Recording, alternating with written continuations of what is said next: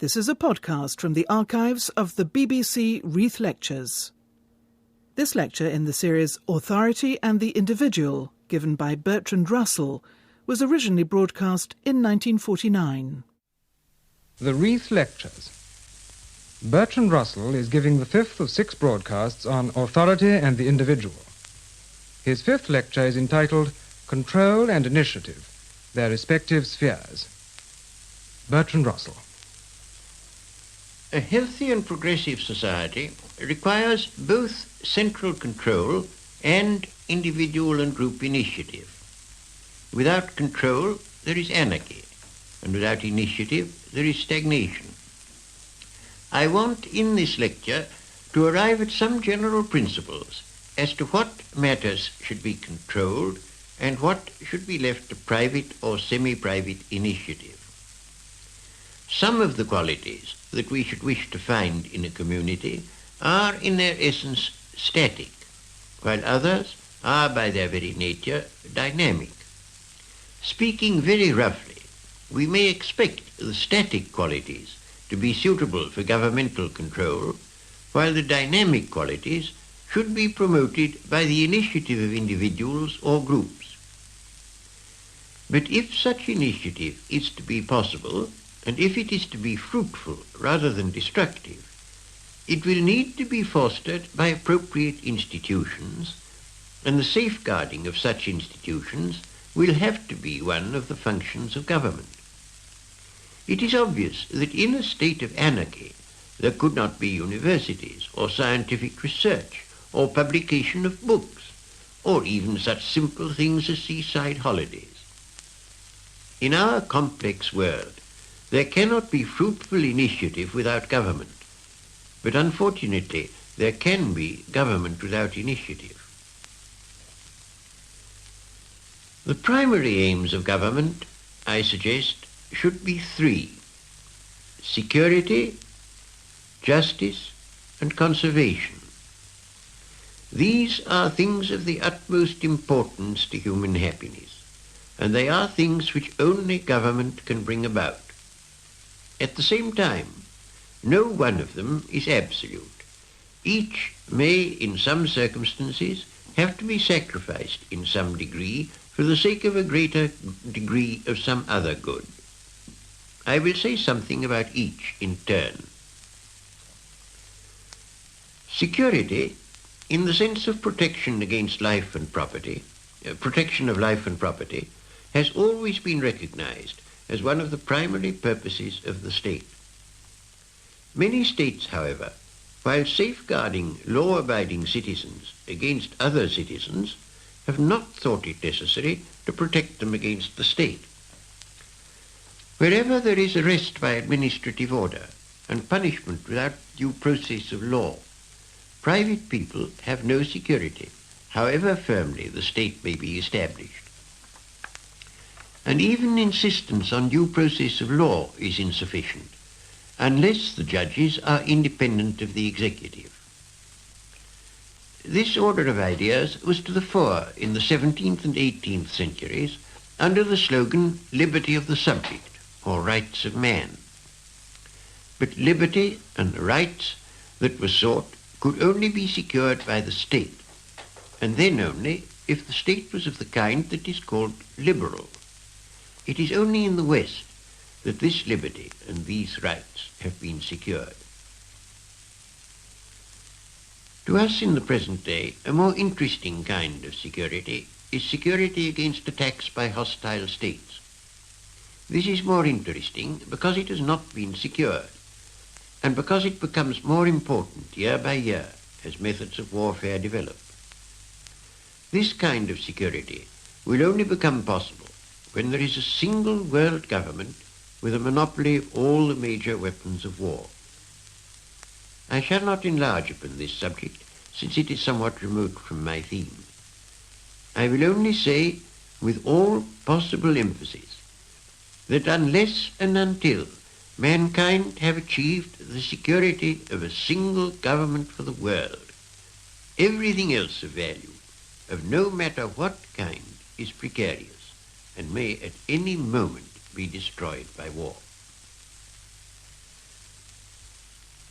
Economic security has been one of the most important aims of modern British legislation. Insurance against unemployment, sickness and destitution in old age has removed from the lives of wage earners a great deal of painful uncertainty as to their future. Medical security has been promoted by measures which have greatly increased the average length of life and diminished the amount of illness. Altogether, life in Western countries apart from war is very much less dangerous than it was in the 18th century, and this change is mainly due to various kinds of governmental control. Security, though undoubtedly a good thing, may be sought excessively and become a fetish. A secure life is not necessarily a happy life. It may be rendered dismal by boredom and monotony. Many people, especially while they are young, welcome a spice of dangerous adventure, and may even find relief in war as an escape from humdrum safety. Security by itself is a negative aim, inspired by fear. A satisfactory life must have a positive aim, inspired by hope. This sort of adventurous hope involves risk and therefore fear. But fear deliberately chosen is not such an evil thing as fear forced upon a man by outward circumstances. We cannot therefore be content with security alone, or imagine that it can bring the millennium. And now as to justice. Justice, especially economic justice, has become in quite recent times a governmental purpose. Justice has come to be interpreted as equality, except where exceptional merit is thought to deserve an exceptional but still moderate reward. Political justice, that is to say democracy, has been aimed at since the American and French revolutions. But economic justice is a newer aim and requires a much greater amount of governmental control. It is held by socialists, rightly in my opinion, to involve state ownership of key industries and a considerable regulation of foreign trade.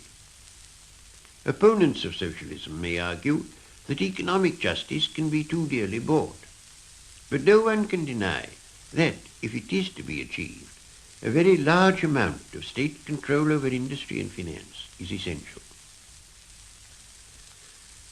There are, however, limits to economic justice, which are, at least tacitly, acknowledged by even the most ardent of its Western advocates. An attempt to bring about economic equality between the Western nations and Southeast Asia, except by very gradual methods, would drag the more prosperous nations down to the lower level of the less prosperous, without any appreciable advantage to the latter. Justice, like security, but to an even greater degree, is a principle which is subject to limitations. There is justice where all are equally poor, as well as where all are equally rich. But it would seem fruitless to make the rich poorer if this was not going to make the poor richer. The case against justice is even stronger if, in the pursuit of equality, it is going to make even the poor poorer than before. And this might well happen if a general lowering of education and a diminution of fruitful research were involved. If there had not been economic injustice in Egypt and Babylon, the art of writing would never have been invented. There is, however, no necessity with modern methods of production to perpetuate economic injustice in industrially developed nations in order to promote progress in the arts of civilization. There is only a danger to be borne in mind, not, as in the past, a technical impossibility. I come now to my third head, conservation. Conservation, like security and justice, demands action by the state. I mean by conservation not only the preservation of ancient monuments and beauty spots, the upkeep of roads and public utilities, and so on. These things are done at present, except in time of war. What I have chiefly in mind is the preservation of the world's natural resources. This is a matter of enormous importance, to which very little attention has been paid. during the past 150 years, mankind have used up the raw materials of industry and the soil upon which agriculture depends. And this wasteful expenditure of natural capital has proceeded with ever-increasing velocity. In relation to industry, the most striking example is oil. The amount of accessible oil in the world is unknown, but is certainly not unlimited. Already, the need for it has reached the point at which there is risk of its contributing to bringing about a third world war. When oil is no longer available in large quantities, a great deal will have to be changed in our way of life. If we try to substitute atomic energy, that will only result in exhaustion of the available supplies of uranium and thorium. Industry as it exists at present depends essentially upon the expenditure of natural capital and cannot long continue in its present prodigal fashion. Even more serious, according to some authorities, is the situation in regard to agriculture, as set forth with great vividness in Mr. Fogt's Roads to Survival. Except in a few favoured areas, of which Western Europe is one, the prevailing methods of cultivating the soil rapidly exhaust its fertility. The growth of the Dust Bowl in America is the best known example of a destructive process which is going on in most parts of the world. As meantime the population increases, a disastrous food shortage is inevitable within the next 50 years, unless drastic steps are taken. The necessary measures are known to students of agriculture, but only governments can take them, and then only if they are willing and able to face unpopularity. This is a problem which has received far too little attention. It must be faced by anyone who hopes for a stable world without internecine wars. Wars which, if they are to ease the food shortage, must be far more destructive than those we have already endured. For during both the world wars, the population of the world increased. This question of a reform in agriculture is perhaps the most important that the governments of the near future will have to face, except the prevention of war. I have spoken of security, justice and conservation as the most essential of governmental functions because these are things that only governments can bring about. I have not meant to suggest that governments should have no other functions, but in the main their functions in other spheres should be to encourage non-governmental initiative and to create opportunities for its exercise in beneficent ways. There are anarchic and criminal forms of initiative which cannot be tolerated in a civilized society. There are other forms of initiative, such as that of the well-established inventor, which everybody recognizes to be useful. But there is a large intermediate class of innovators of whose activities it cannot be known in advance whether the effects will be good or bad. It is particularly in relation to this uncertain class that it is necessary to urge the desirability of freedom to experiment, for this class includes all that has been best in the history of human achievement. Uniformity, which is a natural result of state control, is desirable in some things and undesirable in others. In Florence, in the days before Mussolini, there was one rule of the roads in the town and the opposite rule in the surrounding country. This kind of diversity was inconvenient, but there were many matters in which fascism suppressed a desirable kind of diversity. In matters of opinion, it is a good thing if there is vigorous discussion between different schools of thought. In the mental world, there is everything to be said in favor of a struggle for existence, leading, with luck, to a survival of the fittest. But if there is to be mental competition, there must be ways of limiting the means to be employed. The decision should not be by war, or by assassination, or by imprisonment of those holding certain opinions, or by preventing those holding unpopular views from earning a living. Where private enterprise prevails, or where there are many small states, as in Renaissance Italy and 18th century Germany, these conditions are to some extent fulfilled by rivalry between different possible patrons.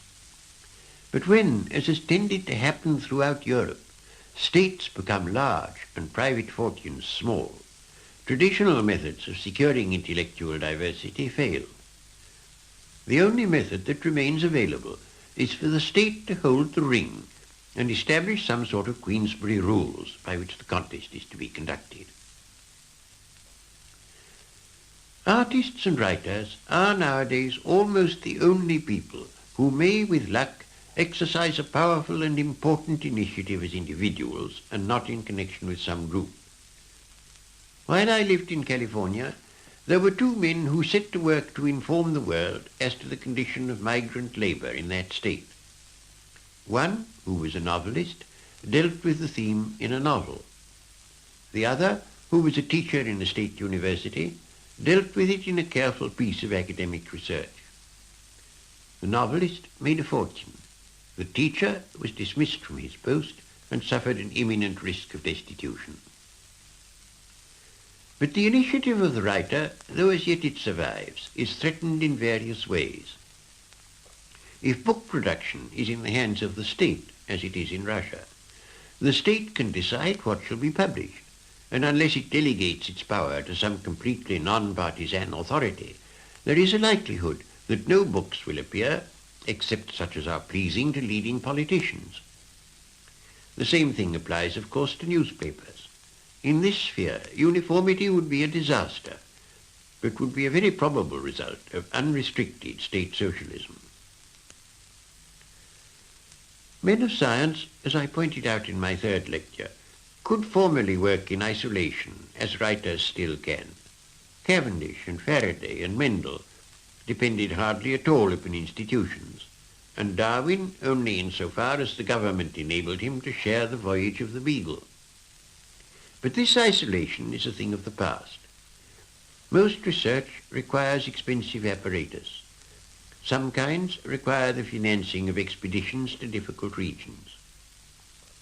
Without facilities provided by a government or a university, few men can achieve much in modern science. The conditions which determine who is to have access to such facilities are therefore of great importance. If only those are eligible who are considered orthodox in current controversies, scientific progress will soon cease, and will give way to a scholastic reign of authority, such as stifled science throughout the Middle Ages. In politics, the association of personal initiative with a group is obvious and essential. Usually two groups are involved, the party and the electorate. If you wish to carry some reform, you must first persuade your party to adopt the reform, and then persuade the electorate to adopt your party. You may, of course, be able to operate directly upon the government, but this is seldom possible in a matter that rouses much public interest. When it is not possible, the initiative required involves so much energy and time and is so likely to end in failure that most people prefer to acquiesce in the status quo, except to the extent of voting once in 5 years for some candidate who promises reform.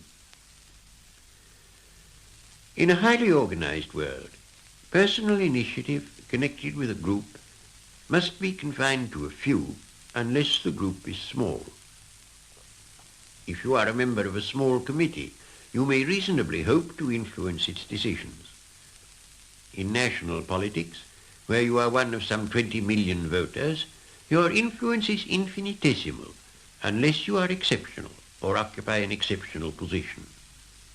You have, it is true, a 20 millionth share in the government of others, but only a 20 millionth share in the government of yourself. You are therefore much more conscious of being governed than of governing. The government becomes in your thoughts a remote and largely malevolent they, not a set of men whom you, in concert with others who share your opinions, have chosen to carry out your wishes. Your individual feeling about politics in these circumstances is not that intended to be brought about by democracy, but much more nearly what it would be under a dictatorship. The sense of bold adventure and of capacity to bring about results that are felt to be important can only be restored if power can be delegated to small groups in which the individual is not overwhelmed by mere numbers. A considerable degree of central control is indispensable, if only for the reasons that we considered at the beginning of this lecture.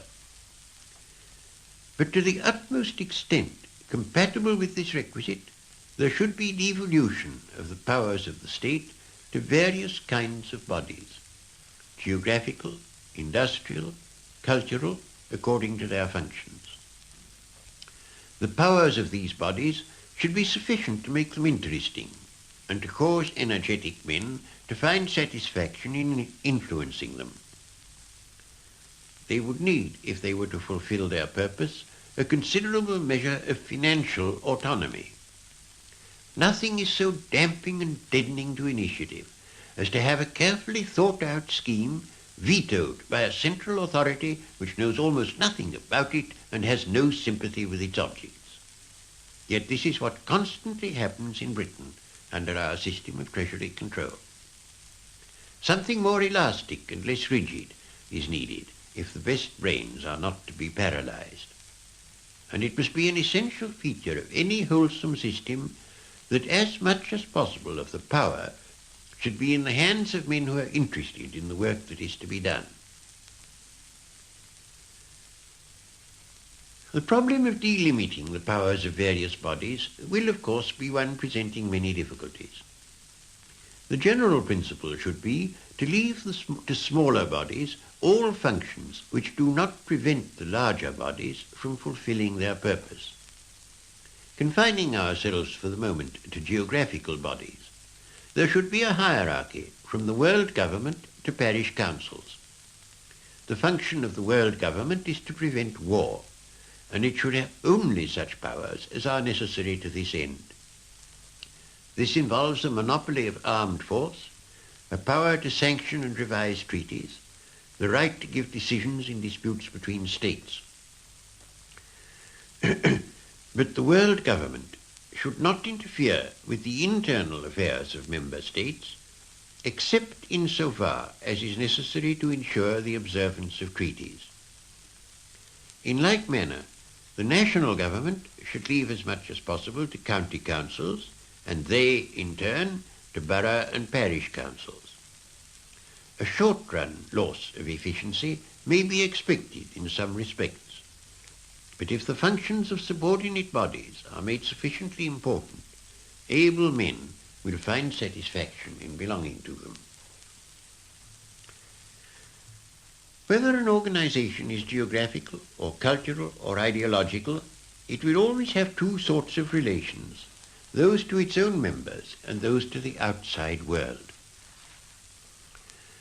The relations of a body to its own members should, as a rule, be left to the free decision of the members so long as there is no infringement of the law. But relations to the outside world, if they cannot be settled by friendly negotiation, must be regulated by a neutral authority. To this principle there should be no exception until we come to the world as a whole, which, so far, has no external political relations. In a Wellesian war of the worlds, if that were possible, we should need an interplanetary authority. Differences between nations, so long as they do not lead to hostility, are by no means to be deplored. Living for a time in a foreign country makes us aware of merits in which our own country is deficient, and this is true whichever country our own may be. The same thing holds of differences between different regions within one country, and of the differing types produced by different professions. Uniformity of character and uniformity of culture are to be regretted. Biological evolution has depended upon inborn differences between individuals or tribes, and cultural evolution depends upon acquired differences. When these disappear, there is no longer any material for selection. In the modern world, there is a real danger of too great similarity between one region and another in cultural respects. One of the best ways of minimizing this evil is an increase in the autonomy of different groups. The general principle which, if I am right, should govern the respective spheres of authority and initiative may be stated broadly in terms of the different kinds of impulses that make up human nature. On the one hand, we have impulses to hold what we possess, and too often to acquire what others possess. On the other hand, we have creative impulses, impulses to put something into the world which is not taken away from anybody else. These may take humble forms, such as cottage gardens, or may represent the summit of human achievement, as in Shakespeare and Newton. Broadly speaking, the regularizing of possessive impulses and their control by the law belong to the essential functions of government, while the creative impulses, though governments may encourage them, should derive their main influence from individual or group autonomy. Material goods are more a matter of possession than goods that are mental.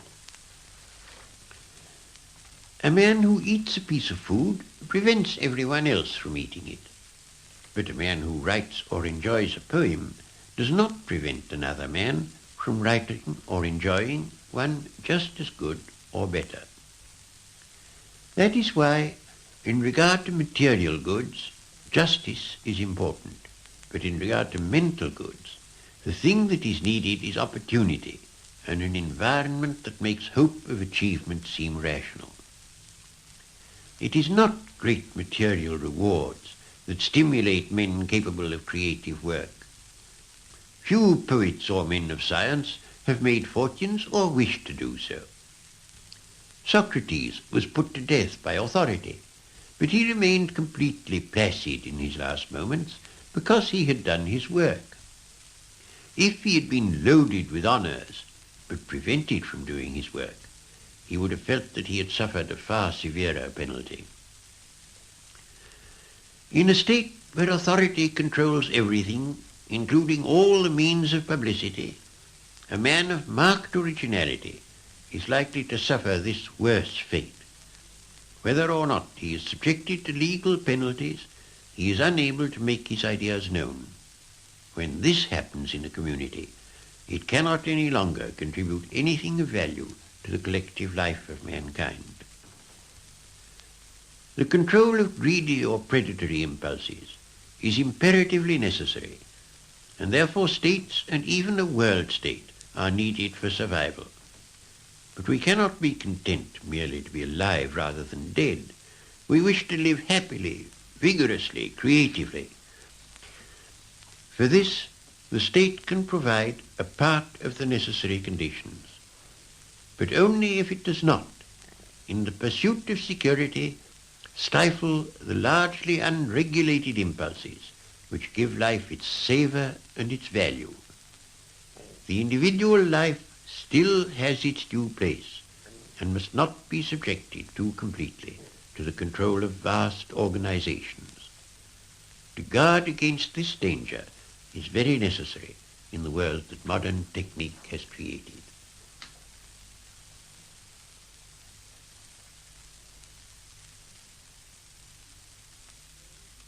Bertrand Russell has been speaking on control and initiative, their respective spheres. The fifth of the BBC's Reith Lectures on Authority and the Individual. You've been listening to a podcast from the archives of the BBC Reith Lectures. For more podcasts, please visit bbc.co.uk/Radio4.